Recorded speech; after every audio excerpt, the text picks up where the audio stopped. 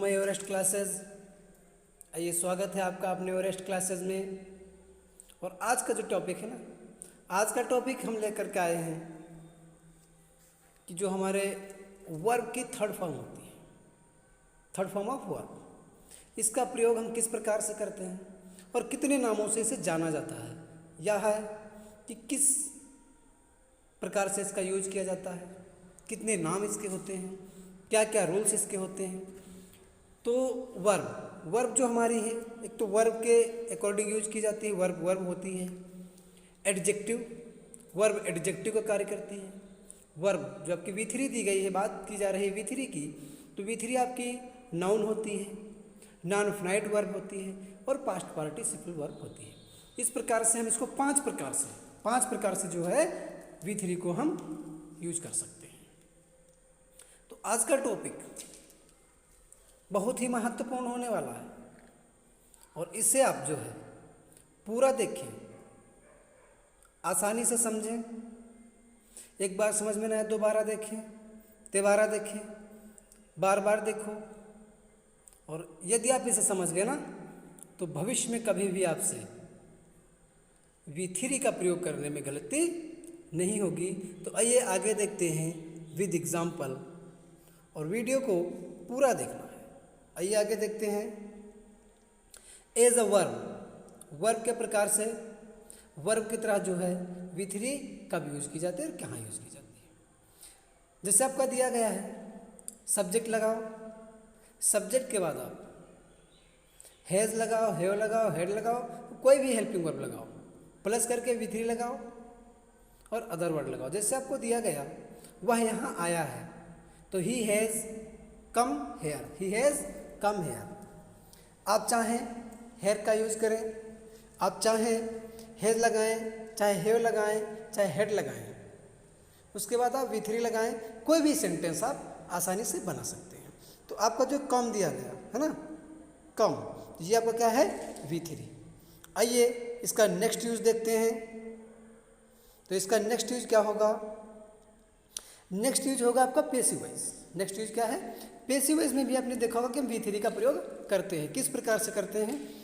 Subject लगाओ, subject के बाद आप कोई भी हेल्पिंग वर्ब, जैसे आपको दी गई है इज, यम, आर, वाज, वर, है ना, 5 हेल्पिंग वर्ब दी गई। इसमें से आप कोई भी एक हेल्पिंग वर्ब सब्जेक्ट के अकॉर्डिंग लगाना है।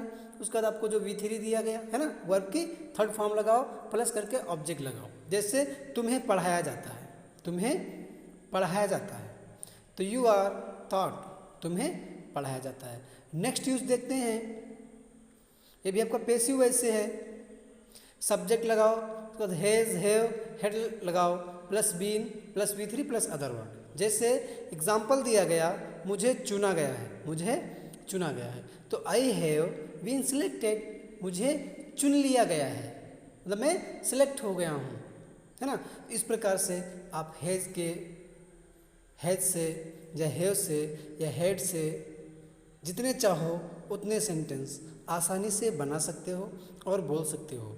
आइए इसका नेक्स्ट यूज देखते हैं। नेक्स्ट यूज हमारा क्या है? V3 एज अ नाउन, जो वर्ब की तीसरी फॉर्म है, जो वर्ब की तीसरी फॉर्म है, उस तीसरी फॉर्म को हम सब्जेक्ट की तरह कब यूज करते हैं? तो क्या है, आपको V3 लगाना है, V3 के बाद आपका इज लगेगा और इज के बाद आपका V3 लगेगा। इस प्रकार से भी आप जो है नाउन के रूप में V3 का प्रयोग कर सकते हैं। जैसे सो गया, गया सो गया, तो गॉन इज गॉन, किया सो किया, तो डन इज डन। इस प्रकार से आप जितने चाहो, एक नहीं 100 सेंटेंस बोलिए। और यदि आप हमारे चैनल पर बने रहेंगे, देखिए, समझिए, करिए, एक्सरसाइज बहुत ज़रूरी है। मैं तो आपको यहाँ पर 2 एग्जाम्पल दे रहा हूँ, आप चाहें तो 10, 20, 50, 200 एग्जाम्पल बनाओ, बोलो और कमेंट करो ना। समझ में नहीं आए तो कमेंट करो, मैं आपकी कॉपी चेक करके भेजूंगा। तो आइए इसका नेक्स्ट रूल देखते हैं क्या है। नेक्स्ट है इसका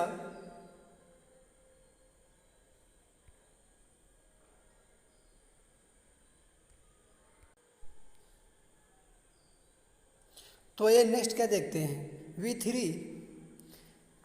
एज अ एडजेक्टिव।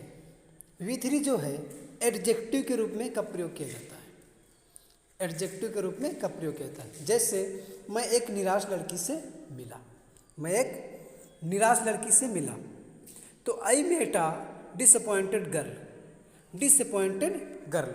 आपको बताया गया कि नाउन से पहले किसका प्रयोग किया जाता है, नाउन से पहले किसका प्रयोग किया जाता है, नाउन के आगे या पीछे आपको एडजेक्टिव मिलेगा ही मिलेगा। नाउन के आगे या नाउन के पीछे, नाउन के पहले या नाउन के बाद जो आए उसे हम क्या कहते हैं, एडजेक्टिव। तो डिसअपॉइंटेड आपका क्या है, एडजेक्टिव है ना, डिसअपॉइंटेड आपका एडजेक्टिव है। तो ये आपका एडजेक्टिव की तरह प्रयोग किया गया है।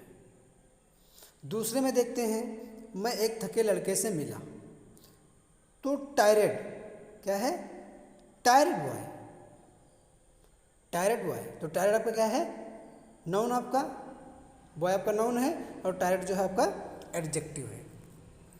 तो इस प्रकार से आपका जो V3 है एडजेक्टिव की तरह प्रयोग किया जा रहा है। और याद रखना है, जब किसी वर्ब के थर्ड फॉर्म का प्रयोग किया, नाउन से पहले किया जाए। जब किसी थर्ड फॉर्म का प्रयोग नाउन से पहले किया जाए तो वह वर्ब जो है एडजेक्टिव कहलाती है। क्या कहलाती है, एडजेक्टिव कहलाती है। तो ये आपका क्या हो गया, ये हो गया आपका एडजेक्टिव। हाँ, यदि आप कोई कहे और इसी V3 को, ये जो आपकी V3 दी गई ना, ये इसी V3 को जो है पास्ट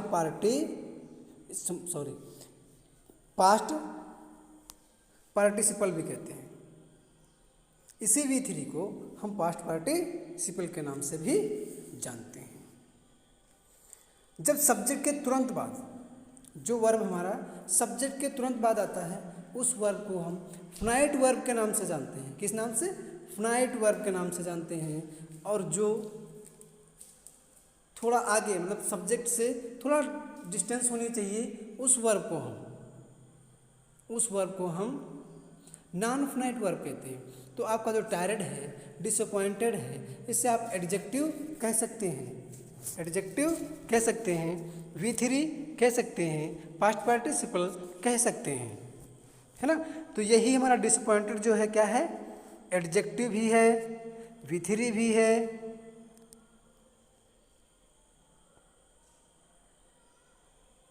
ना, एडजेक्टिव है, V3 है